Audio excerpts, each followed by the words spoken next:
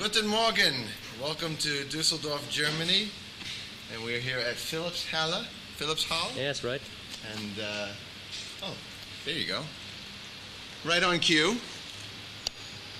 And this is, I think, our favorite venue in Germany to play. We played here in '95 with Fate's Warning opening.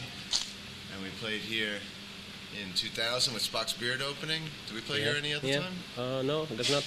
And then now here we are, 2002, an evening with just us. And this is always one of our favorite places in Germany to play. I think there's 6,000 people, maybe, at capacity. So, I'll come on in. I'll give you a tour of basically a day in the life of Dream Theater before the crowd comes in. Great. We're walking through. This is catering. This is Nigel, our faithful sound man. He's been with us for the whole tour. He's battling a major cold right now, or virus, or flu, or he's not doing good, so he's helping himself to the fine selection of tea that is available here in catering. But, do you have the rest of you? Yeah, we're all scattered. I think we're getting ready to start. Some gummy bears, if you like. This is our driver for this leg, Ian. We like to call him Grover, because he calls everybody Groover, so we call him Grover. And he's a fine man. After he drops us off in a few days, he goes to drive the Foo Fighters. The Foo Fighters. Oh, yes. Great. Very cool. So anyway, we carry catering. So they cook breakfast for the crew and lunch and then dinner for us. Every day is something different on the menu. Dressing room 2. This is usually James's room. And he gets his assortment of teas, water, never chilled. He has to have room temperature. Okay. Every day, the production manager has the set lists waiting on the walls, which I've sent out to all the crew a couple days in advance, so this way everybody can wrap their head around what's on the set list for that evening. Oh, great closing for tonight. And then this is a show sheet for the day. Lunch for the crew, sound check when we start, dinner, doors, showtime. Show length, it's actually not 3.5, but they have that allotted just in case. Approximated, so there's no problems with curfew. Okay. Good. Very cool.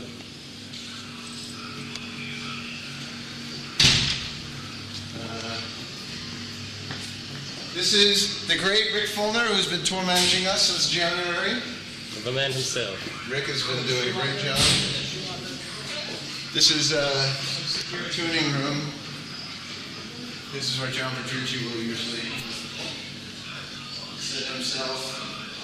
This is where John basically warms up. His tech, Thomas, has to set up his whole world for him to warm up with a guitar and a headphone setup and shit. So.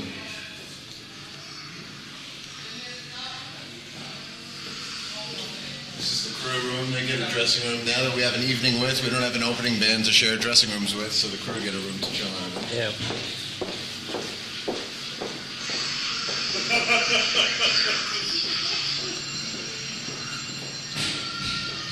The Dream Theater production office. This is where you will always find Rick and our production manager Brian, who's not here. But this is where they do all their guest lists and the technical shit and all the passes and phone calls and everything. What are you doing at the moment, Rick? He's looking at porn. Looking at porn. And ready to do email. Get all the guest lists for the show. Ready to go online. Here, you can take a look. This is Rick's stuff. Let's see what Rick's stuff composes of. Local crew. A wide variety of colored Sharpies. A stopwatch, or is that a clock? Just a clock, alarm clock, so if I have to do something, I won't forget. Tic-tacs are very important. You have to be very sociable. Yeah. Being a tour manager, the gum also falls under that category. Let me show you that. The main band dressing room is this way. Dressing room number 1.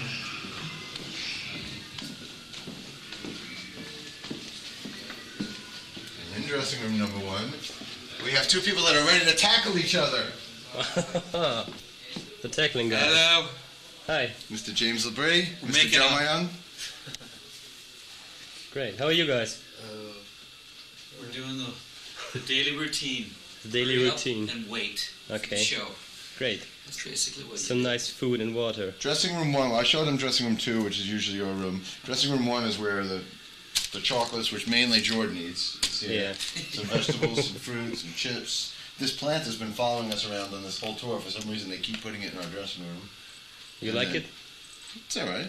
It's nice. And then we have a little water and Red Bull and soda. No beer, no alcohol. I don't do that anymore. And the other guys are very cooperative in keeping it away from me. Very good. And this is dressing room 1. Cool. As you can see, John is already underway with his fine, nutritious breakfast of Twix. Great. Here's an important room. This is the wardrobe room. And this is where you can find everything from John Myung's leather pants to Jordan's. This is James and John Myung and John Petrucci's wardrobe case. And me and Jordan share this one. Yeah. And this is a famous laundry baggage, right? Well, this is my personal laundry bag. Like, has yesterday's stage clothes. Nice. These are my 2 drawers. Top drawer containing all the clothes, shirts, wristbands, headbands, shorts. And then the bottom drawer is just miscellaneous shit. Video camera, my stage shoes, which are slip on and off because they get soaking wet, so they're easy on and off. Yeah. Water bottle, headphones for my kids when they come on tour with me. Advil, shampoo, all miscellaneous shit. Some Dream Theater CDs. Yeah, in case any special guests come around that we want to turn on to our music, I always carry a couple. Great. So let's go to the most important place of the Dream Theater show, which is the stage. And we're getting ready for Soundcheck. Actually, we're late for Soundcheck. Really? Usually, we have to follow the signs until we see something that says stage. Stage. Here we are, we're going to be entering on stage left, which means stage left is from my point of view, the drum point of view. Stage left is actually what is the right to the audience, but to us, stage left is John Petrucci's side. So that's where we'll be entering. And usually everything is finely marked, so even Ozzy Osbourne can find his way. Here we go. Phillipshalle and Dusseldorf.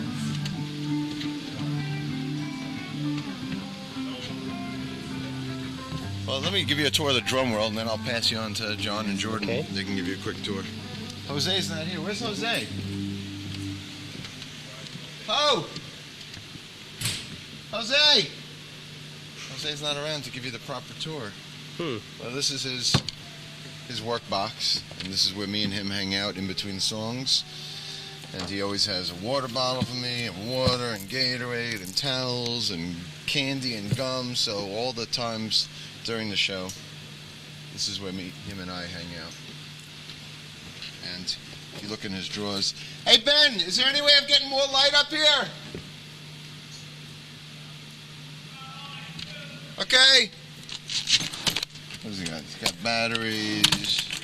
Anything you could possibly need, Jose has here. Frisbees. Extra cymbals, like last night, for instance, I broke a 9-inch splash during the show, so he had to replace it in one of the blackouts. Look at that. Oh boy. A lot of sticks. Oh, this is the splash from last night. Very good show last night, by the way. Really enjoyable. That's always a very good venue, that one in Offenbach. Yeah, it's nice. We wrote most of Overture 1928 in that venue in Offenbach, back on the Falling Into Infinity tour. Cool. And then yesterday at Soundcheck, we wrote a bit of shit as well. So it seems to be a very productive venue for us to write music in. Anyway, these are Jose's drawers. Why don't you take a step up? You could walk up behind the kit either from the left side, or there's also a step on the riser so you can walk in either way. Cool. Here's something very interesting. Jose's girlfriend, Kimber, made me these. Basically they're towels because you don't want to sweat up a chair, and this way. Not really. So they cover up. They're made out of cloth like a towel, and we have like 6 of these, so they get thrown into the washing machine after a couple shows. Okay. And I also have a thumper here.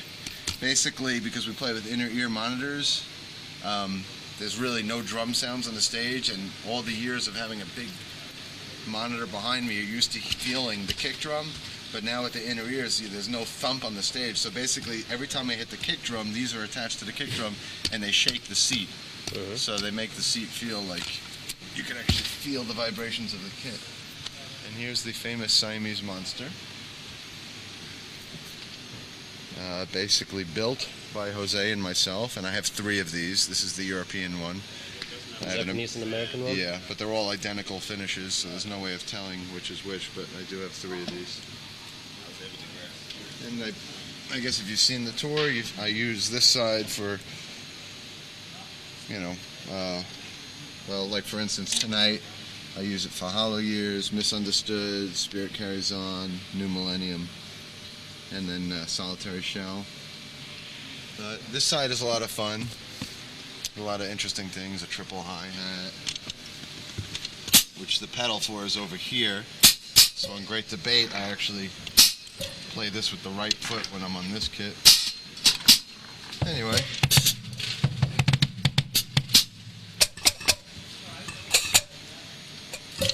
Any of you drum aficionados probably know the whole routine with this kit. Yeah. It's been well documented elsewhere. It's really documented on your website.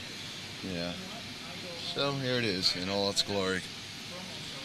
And nothing much more to show here. The gong. This being up here means that we're playing Misunderstood tonight. Jose will have it out. Here's my kids, by the way, who I miss very much. So you're gonna bring your family out on tour this leg, or? Not on this leg. They just did almost the whole U.S. tour with us. They were with me for a lot of that tour. Okay. But now they're back in school. But during the summertime, they tour with us a lot. They were in Barcelona, right? Yeah, the first leg. They were in Barcelona and Italy. And Yeah. A Summerland in Barcelona. So. Here's our inner ear monitors. Basically, they're sitting up here waiting for us for sound check. But each of us have a different mix. And the pack is a wireless pack that, each of us have different mixes of. These are our ears. They're specially molded to our ears. And that's basically it. I wish Jose was here. I could introduce you to him, but he's not here. So why don't I pass you on to John or Jordan? You can go invade one. Jordan is saying John first. Jordan is busy programming. Okay. Yeah, come on up. Let me introduce you to Ben as well. Jose is also in charge of setting this thing up for James, but we knock this over once every 5 shows or so. We'd like to kick it up. Anytime we're pissed off or aggravated, we take out all our frustrations on this thing and kick it over. Except for John Myung, where he actually just takes it out on the singer himself. I'll introduce you to John in a second. You all know John, but let me first introduce you to the genius behind the look of the World Tourbulence 2002 tour. This is Ben Richards, or as they call him in his homeland, Benoit Richard. Oh, very well said. And before he was with us, he was with Yes and Metallica, but he's been with us. He's the 6th creative member of Dream Theater. That's an honor, actually. He knows the tunes as good as any of us. Every day with a different set list, he shuffle them around. He's the first lighting guy that's never bitched about different set lists. He actually embraces it. I never thought I'd be able to do it. Now I can actually say, just bring it on. Give me a different set list every night, and I'll take care of it. No problem. It's awesome. He actually says that he plays the show with us. Really? Like a video game. That's his terminology. That's it. Actually, I've never been able to see you, but I've heard reports that you are fun to watch because you get so into it. Get into it, yeah. So if ever you're at one of our shows and you're ever bored by what we're doing on stage, just turn around and watch Ben for a little while. Cut into me tonight. You wanna take him for a little while? I'm gonna pass you on to the capable hands of Mr. John Petrucci. Okay, thank you. Thank you, Mike, for that wonderful tour. Here, I'll introduce you to my tech. Oh, you missed Jose. This is Mr. Thomas Nordegg.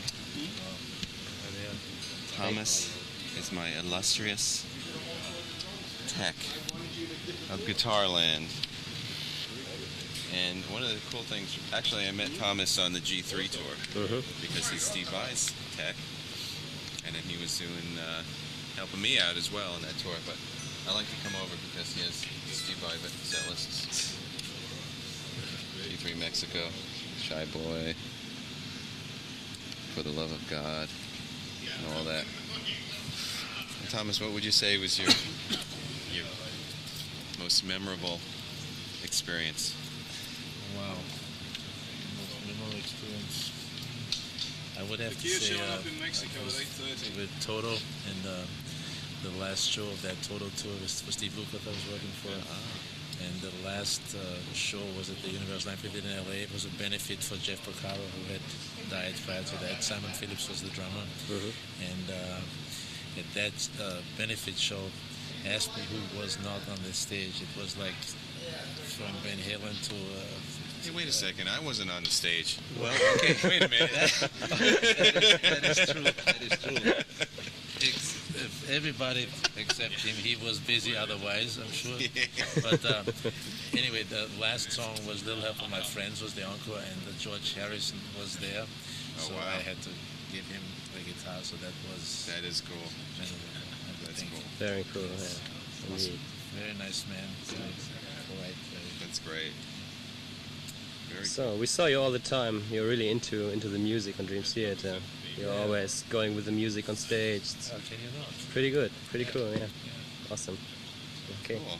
Now, I guess there's some interesting things that maybe people don't know about how I have things going, but my cabinets are actually facing to the rear of the venue. They're over here. They're right over here. And they're facing the back. And the reason is because we play with the in-ear monitors, so we don't have any sound coming off the stage, which helps everybody with their mixes, and it also helps the sound man. So I guess the only bummer is for anybody who comes to the show to come to this side to hear guitar in your face, you won't get it. But yeah, my cabinets are facing the rear, and that's how my guitars travel. They're in their own little comfortable bed, which is kind of cool. They don't move. Hopefully they don't move. Hopefully, yeah. Yeah, they're all padded. Did you ever break the guitar on tour?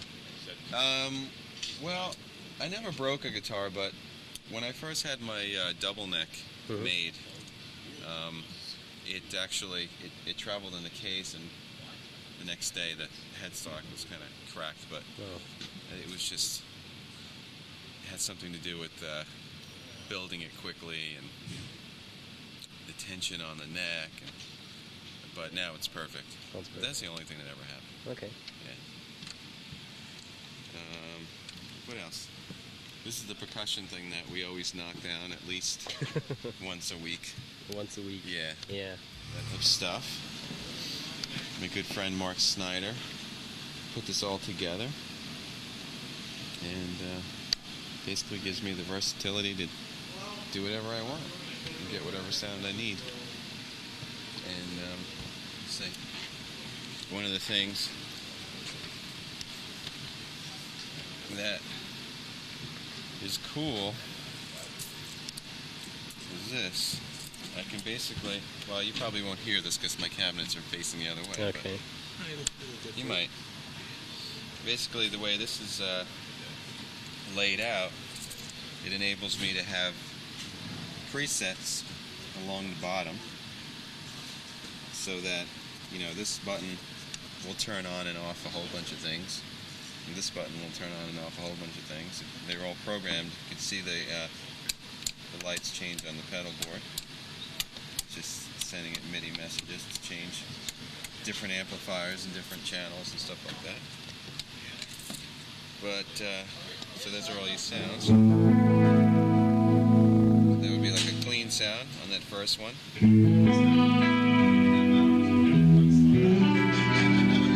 Another kind of clean sound.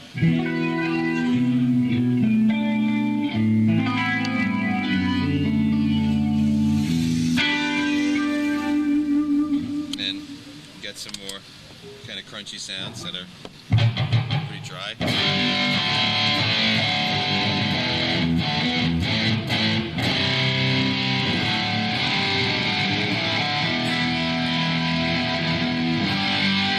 And then more lead sounds are over here on the side.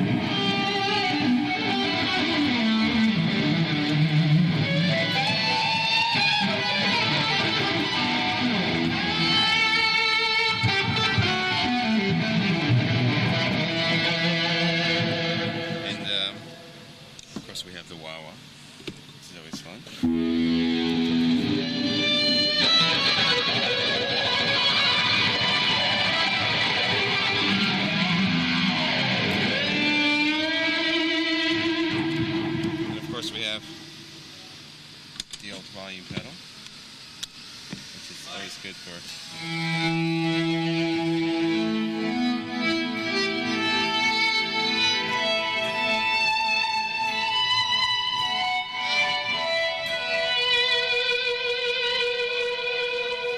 But the cool thing about this is that not only does the bottom call up presets, but you could make presets as you're going.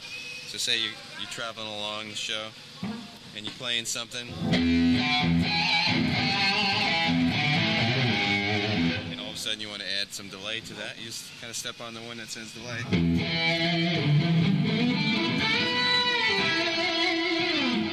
have delay, or if all of a sudden you want to add a phaser to it.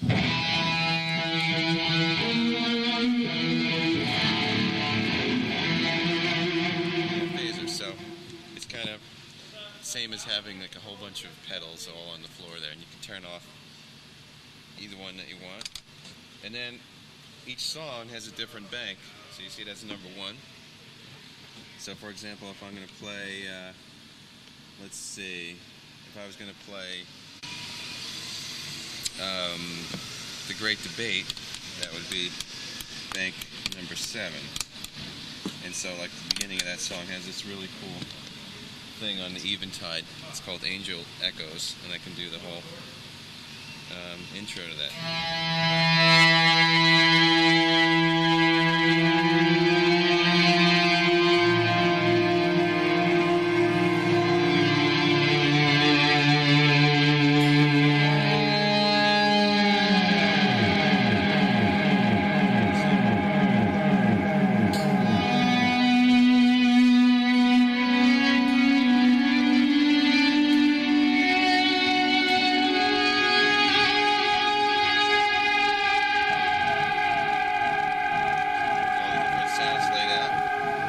Very impressive. Yeah. It's pretty amazing. It's yeah. cool. And there's even like, during the middle, there's like a tremolo part. I'm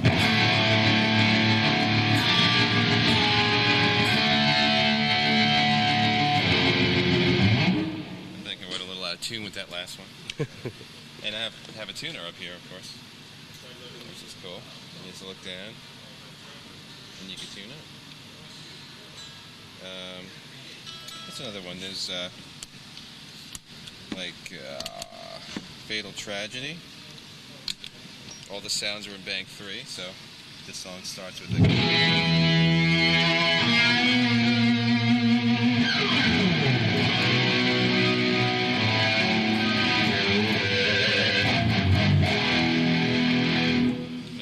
Part has a cool harmonizer thing. I go back and forth, so I go...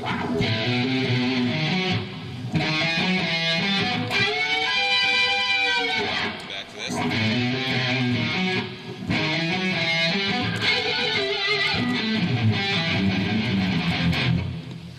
All the sounds are laid out. Very cool. Yeah. Very cool. That's my world. This is your world. That's my world. Indeed, right. Normally I have a talk box too, but we're not doing that song tonight. You don't. No lights in the sand tonight. No lines in the sand. Huh? Oh, the acoustic. We can't forget about that. It's not hooked up. Well, that's with these Ernie Ball guitars, which rule. I have the option of going to an acoustic sound just by flipping this up, and it goes direct through the PA. Or I can combine the acoustic with the electric, or just do the electric by itself. Great. And every night my set list is always over to my left. So if you see me leaning down looking to my left, because I'm looking at the set list. What's that? We should have Ben show you around the lighting That's desk. just 6th string. Okay. Anyway, that's it. Hope you Thanks for enjoyed your time. guitar tour. You're welcome. Pretty amazing. Cool. Thanks a lot. Okay. All right. Well, here we are at the command central for the lighting department. Sorry about the dirtiness on the console, That's but my all right. fingers touch the screen all the time because they are touch sensitive. This is one of the most famous lighting consoles that's been around for about 7 years almost. It's called the Whole Hog 2, and it's the most amazing console as far as combining moving light control, which is intelligent lights, and also conventional lights, which is more like incandescent par cans or more theatrical lights. So combining the two in this console is great, and that's why I chose to use this console on this tour, especially because it also has kind of what we call a sidecar, which is an extension of the main desk, and it gives you a lot of on-the-fly capabilities, especially when Mike decides to do Metallica or Iron Maiden, and I can go over on this console and just pretend that I've got it programmed. Over here, I play live with them. But as far as the Dream Theater show is concerned, it's all programmed here, and I run it in a very specific way, especially working with the bands that Mike mentioned before when I was with Metallica, and yes, I definitely had to cue the shows really, really well, because the music, of course, demands to cue it that way as well. So with Dream Theater, I just didn't have a choice, especially when Mike told me that they were going to play anything from 36 songs, and we're going to switch the set lists every night. So that's exactly what I did. I basically programmed every song all the way down to, I don't know if we can find one here. This is, for example, New Millennium. So I've got guitar solo, guitar plus keyboard solo, solo modulation, a little band tag and bass riff. Everything is cued, basically.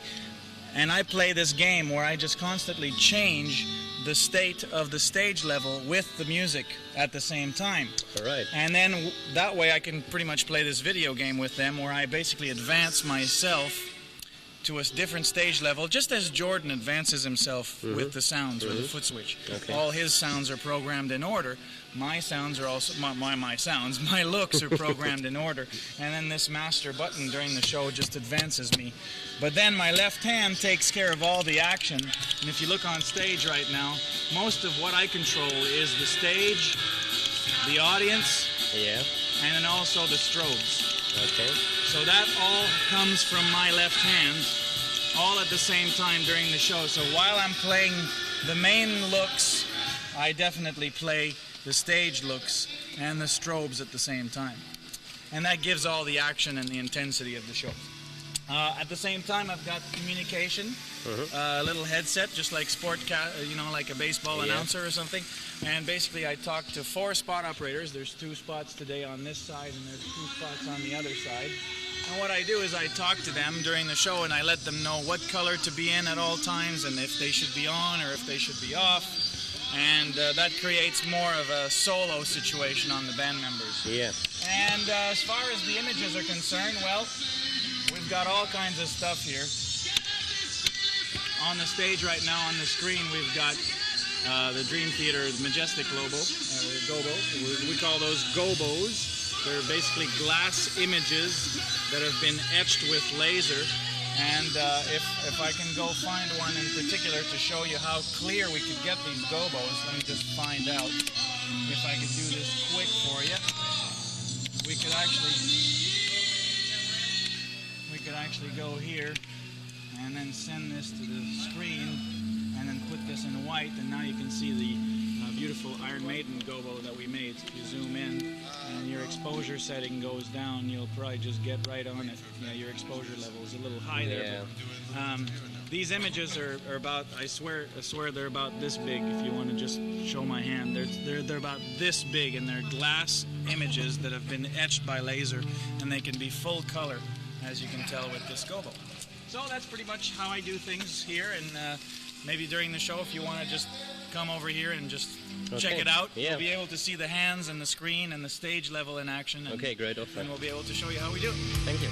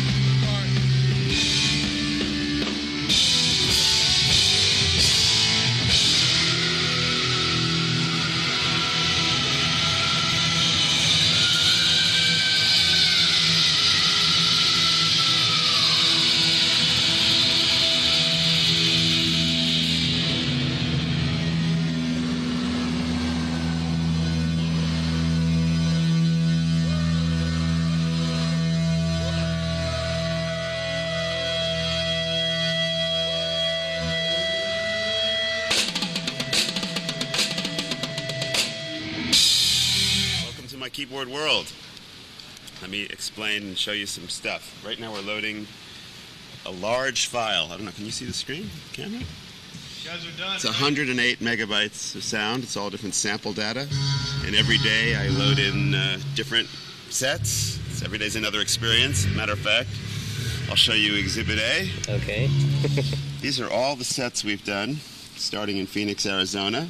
Every day, neatly categorized by my ace tech, Terry Fox, who you'll meet in a little while. Every day features something different. And the book goes through all the different legs and through Europe and America and Japan and up until, actually, let's see where we're up until. We're up until Offenbach. Yeah. So he's got some pages left for the rest of the tour. So what happens is every day when I walk in, I take a look at the set and I see what songs there are and I try to find something that's similar. And then I go into my hard drive on my keyboard and I say, okay, well, I've got to build this set. And it's a little bit of a technical dance to make it happen, but it's my job. So that's my lovely book. And now this thing is loaded with stuff. And what I do, once everything is all set up, I'll take the entire night of music and I'll start on like sound 200. So I punch in 200 and like it says pull top. We can't see the monitor very well. So. Oh, okay. So right now I'm on 200 and it says pull top. Okay. So when I walk onto the stage, I can go and have that. And then for every sound, I step on my pedal. I have a bunch of pedals down here. And what they do is this pedal down here, this is the one that changes through all the different sounds. So I can go from that to...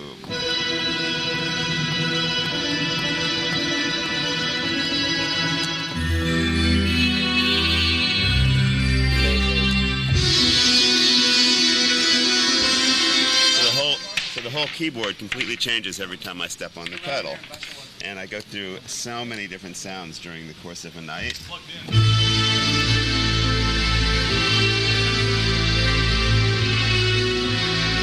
like, for instance, Pull Me Under uses about, before it's all done, uses like 19 sounds. And at the end, you know the part that goes...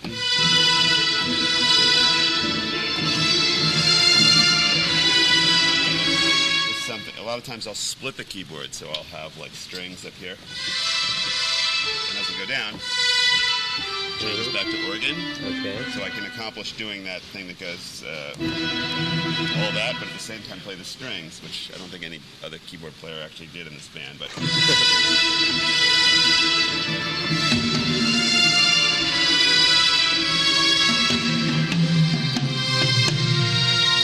so the whole night I stepped through like hundreds of patches for all the different sounds that are there. And a lot of the samples that you hear, like this kind of stuff,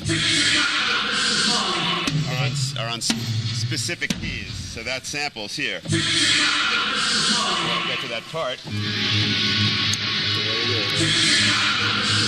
or like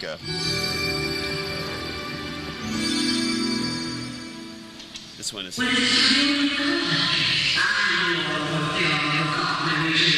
But the cool thing about this is that when I hit it, I've got it on a delay, so I can hit the bell, and after the bell happens, the sample will happen like this. Watch.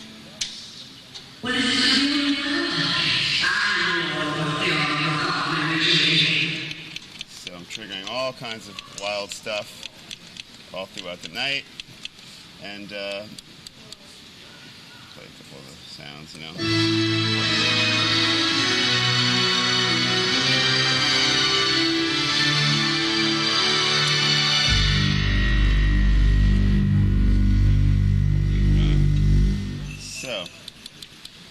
And of course, not to forget my swiveling world here as we move around. And some guys in Holland built it, right? Yes, this is a guy, his name is Patrick, and he's from Holland, and he built me this amazing stand. He's a steel builder, and he loves Dream Theater. Have you met him before? No, I just read it on the net. We'll meet him soon. I think he might be coming tonight. But he's definitely coming to the next gig. But Patrick started to communicate with me through my forum, actually. I had this idea about how I wanted to move around a little bit more. Okay. So one of his friends, Kuhn, his name is, wrote me a letter and said he has a friend who's a steel builder and he wants to build you a stand. So I was like, Okay. oh, that sounds very nice, whatever. Go for it. I didn't really even Yeah. believe it at that point. Next thing I know, this guy's sending me like, what are the dimensions? How high do you want it? How heavy is the keyboard? Where exactly do you want your pedals? Yeah. And so I started to take pictures of like where I wanted to step to have my pedals. Yeah. And I put, I like positioned my arms at the perfect height so I could, get to the keyboard, and I measured the distance, and I sent him all this stuff, and he's writing me back with more details and more Yeah. specifications. Next thing I know, we were preparing for the beginning of the tour, and he sent me this stand in a big crate, Really? and we set it up, and it was perfect from the very first second. I mean, Amazing. from the moment I set it up, the stand was absolutely perfect. This I mean, is it's the amazing. greatest thing because it can go, 360 degrees around. Yeah. This stand actually, if I go too far, will pull the cables too far. Yeah. Because the way the cables work is that as it goes around, it'll reach a point where you go, okay, that's enough. Mm-hmm. Okay? Yeah. But the next, maybe not this very next model, which we're expecting soon, but the one after that, we're arranging so I can just throw the thing and not have to worry about it Great. spinning and spinning around. Okay. Which would be very cool. So, and while I'm standing right at the keyboard, I should show you what I do with these, with this thing, because a lot of people ask me about Yeah. that. Just like if I'm playing a lead.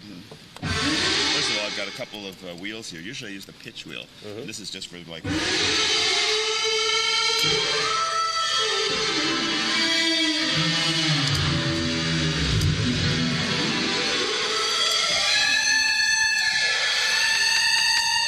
And this ribbon can do a lot of things. And one of the things it can do is do pitch as well. So I can do like a vibrato kind of thing.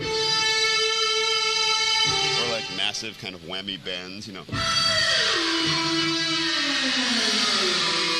like to do these very kind of strange trills on it, so I play a note. There you go.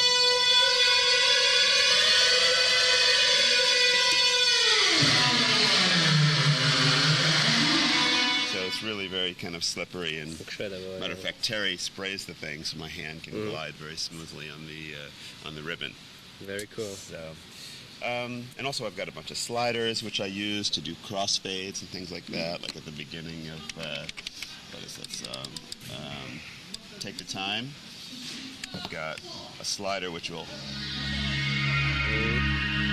Okay. Sometimes I'll put in the name of the sound, like slider H will do the volume. So it's a lot of little tricks going on. A lot of pre-production in Dream Theater World in my space. And over here, these are all my other toys. I've got a bunch of Kurzweil racks. Some of the stuff that you see are spares. Like for instance, this is a spare Kurzweil right now, and this is my mixer with inputs for all the instruments I use plus the spares. This is the one that's being used tonight. These are a couple of disk drives where we back up some of the Triton sample information. The Triton down here, the Korg Triton, is actually playing some of like the 6 o'clock samples and Take the Time samples. And one of them is a spare and one of them I'm using. And then I'm using this too. So in total, I'm using my keyboard, I'm using 2 Kurzweil 2600 racks, and I use 1 Triton rack. And you had asked me before what I do with the Karma. The Karma keyboard, actually they don't make this in a rack. So, but when we got this keyboard into the studio, it was like the inspiration for some of the 6 Degrees stuff, some of the big themes. Yeah. So I decided we definitely needed it on the road. So that's why it's sitting there. It doesn't need to be played physically, but I talk to it via MIDI from my controller. Okay. So actually you're hearing it a lot, like the really, really gigantic orchestral things. A lot of it came out of that. Okay. So and that's my rig. And then, yes? Okay. And then just talking about the pedals for a second. So this is my sustain pedal, and this is my program change pedal. This pedal over here will do like the kind of like wah-wah type of stuff. And this pedal does my Leslie simulation. It's kind of like a rotary speaker on and off. But then if I move the whole keyboard over here, I have exactly the same there. thing. Right. So I've got my sustain and my patch change, my wah, and my rotary. And if I'm lucky, I won't trip and kill myself on all the pedals. I've kind of learned with my eyes shut where everything is. Very cool. And that's it. Okay, thank All you right. for it.